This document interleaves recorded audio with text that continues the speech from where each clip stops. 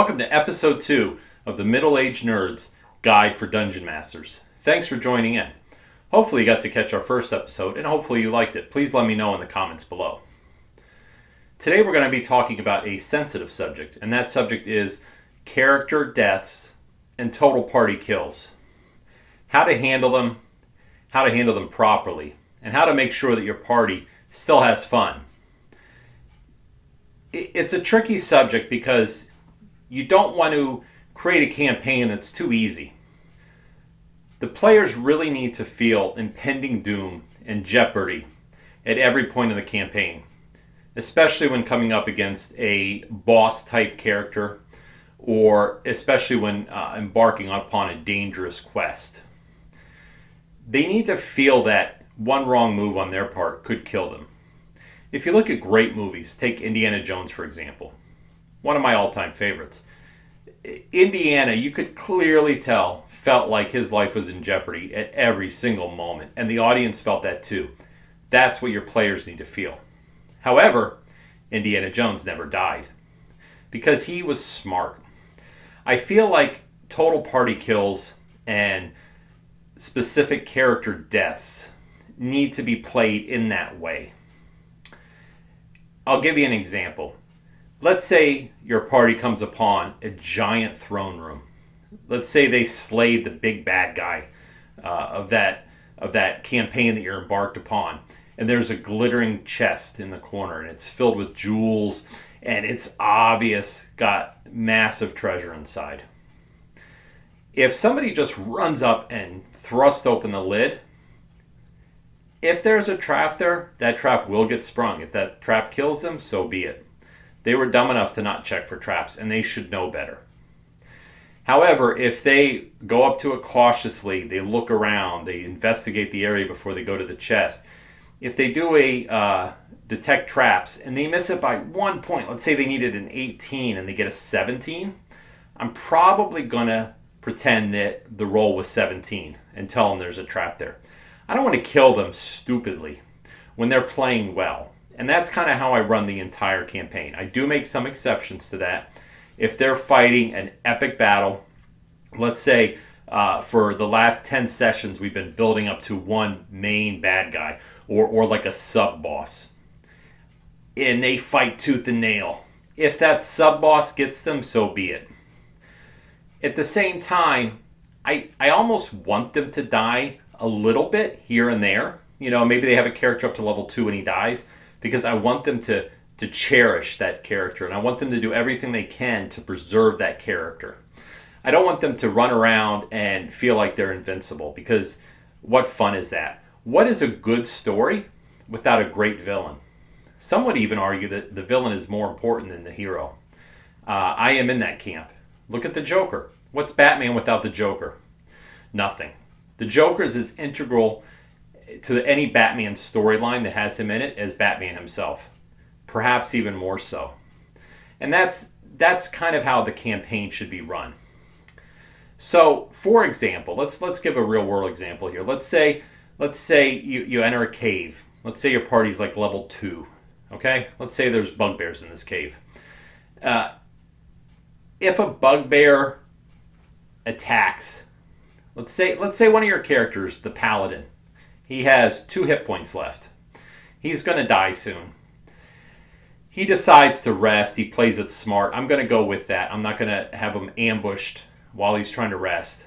If they're playing smart and intelligently, I'll give them the benefit of the doubt. And I also don't really want them to die in just a random bugbear encounter. However, if he rushes in headstrong, feeling confident that he's going to kill everything in his path, even though he has 2 hit points left, that swing, if it lands, it's going to connect. I generally am pretty honest with my rolls. Now, they don't know what my rolls mean, right? They don't know what the bugbear needs to connect. They don't know what their detect trap score is. So I'm generally pretty honest with it 99% of the time. However, I don't want to take a cheap shot that kills a character in an unmeaningful way. I want it to advance the story. I want it to create drama. I want it to create excitement. And that's really where I make my decision. Is this character going to die or not? If they're facing a sub boss or like the big bad guy we've been leading up to, then it's full blown, and we're going all out. And if they die, they die, because that's going to advance the story. Now they have somebody that they really hate and they really want to kill. So they're going to come back stronger, smarter, better, and they're going to remember it. At the same time, if they're walking through the forest and they encounter, a grizzly bear, and that grizzly bear attacks them, they play smart. I might fudge my dice rolls a little bit to keep them alive. I might bring one of them down to 1 hit point. And, in Pathfinder, you don't die when you get to 0 hit points. You're knocked unconscious. You die when your negative hit points equals, I think, your constitution. I always have to look it up, but it's something like that. So you have to get like negative 15 hit points in order to actually die. And early on, usually they don't have the money to pay to have their character resurrected. And there's certainly no one in the party that has that spell. So when they die, they usually die. I try to make my character deaths meaningful.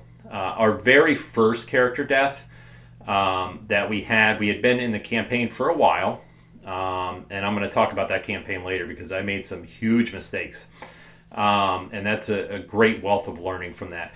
But our first character death was a character named Death Pond, and he was made after Deadpool, and we had a funeral for him. And we went outside, we lit his character sheet on fire, we said a word or two in his honor, and that was years ago, and a little piece of that burnt character sheet is still making its way around our party. It's still there. Somebody has it. And you know what? Nobody forgot that. And the way he died was noble and heroic, so it meant something. Total party kills where everybody gets wiped out, they should happen sometimes, to be honest, but you got to be careful because it can be demoralizing and it can ruin the fun, and then people just stop playing. If you make a game too hard for long enough, usually people stop playing and they lose interest. Now, I would do a total party kill. I would have no problems with that. We have not encountered that yet in any of our campaigns over years, but I have some very smart players. If I felt like teaching a player a lesson, I guess you could say, to be smarter, I would have no problems if they get killed. I would not necessarily fudge the dice. If they do something dumb or if they get cocky, and especially 100% of the time, if they split the party, they're going to run into a monster, I guarantee you. So it's something that needs to be looked at when you're facing a total party kill situation. I'm more likely to put in a last-minute rescue if they're getting close to that. Perhaps a prisoner breaks free. Perhaps the ceiling caves in from a stray magic bolt and it blocks them off from the bad guys. Something like that. It's called a Deus Ex Machina or something like that. I don't know. You can look it up. But it's something that saves them from dying at the very end there. Something that rescues them. But you got to be careful because then that can be cheesy or silly. So, it's something that on a case-by-case basis you have to look at. I certainly would encourage a dungeon master to kill off a character when it's warranted, because that's going to really increase the tension, especially if it's somebody they like. And then don't be afraid to hold a funeral for them, pin their posters to the wall. I have a tombstone we have for all our fallen comrades, and anytime one of our characters dies, they get pinned up to the tombstone, and the tombstone's displayed, so whenever you come in, you can see it. Even their Fireball was a NPC that I created, but they became very attached to Fireball, and he was with us for months. When he died, he ended up on there too, because people loved him. Rockruff was a familiar or a dog of one of our rangers. He died, he ended up on there. So, it's fun to do that. They remember the characters. But you know what? The first time they die, they're going to be upset at you. They're going to be mad at you. So be it. It happened, and they need to learn to get on with it. But it also needs to be done in a way that they want to keep playing. Because what fun is it for a dungeon master if you don't have any players to play? You can't play the game alone. So you need to keep them engaged, keep them excited about coming back for more, and keep the tension high, but not make it so that they don't want to play. Because ultimately what you're doing in Dungeons & Dragons is you're telling a story, and there's 4, 5, 3, 6 people, and you're all telling the story together. The Dungeon Master is giving you the overlay, the lay of the land, so to speak, and everybody is contributing to the story.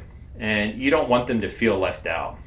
But at the same time, they go running into a room, they don't check for traps, they go have a hissy fit and leave the party behind and trek off on their own. Well, they die, so be it.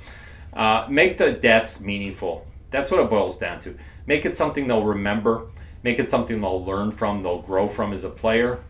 Make it something that advances the story, the plot, creates tension. Make it so if they die to the big bad guy, they really hate that big bad guy. And don't be afraid to do something besides death. I read a great article where a party encountered a band of roving gypsies, and they fell for the gypsy scam. They didn't kill them, but they stole every drop of gold that they had, and they had just looted a dungeon, had a lot of gold, now it's gone. That creates tension, because as much as they don't want to see their player die, they really don't want to be broke, especially after getting, 5,000 gold gets ripped off by some gypsies on the way back to town because they did something stupid. But it advances the plot. And you know what? They'll never forget that. Ultimately, that's what you want to create. You want to create memories that they will not forget, because this is storytelling. This is like watching a great movie and feeling that excitement and that tension when you're watching this great movie, and then talking about it for years to come. How many internet blogs are dedicated to Star Wars or Indiana Jones? Great movies, great stories, great tension. The good guy wins, but he gets beat up throughout it, almost dies. Sometimes they do die and get brought back to life. So that's what you're wanting to create. I would caution you against total party kills. They're fun for the Dungeon Master to a degree, but when all your players are disgusted and don't want to play anymore, then it's really not fun. So should they happen? Sometimes. They should. I would say very rarely. I personally have been DMing for years. We've had great campaigns with a lot of fun. We've never had a total party kill. We have lost 2 characters once at the same time. So it's something that you want to be careful with. Some DMs will TPK a party instantly with no hesitation, and that's fine. If they do it in a way that the players stay engaged, so be it. But there's a chance if you have a TPK that your players won't be coming back to the table, and then you're not a DM anymore. So I hope you enjoy this. There's more videos to come. Please subscribe if you like this. Please leave some comments below. Please hit the bell to be notified when we upload new videos. I'm planning on having a video out every week, and every week we're going to be covering a specific topic that will hopefully help you get ahead as a Dungeon Master. Thank you. Have a great day.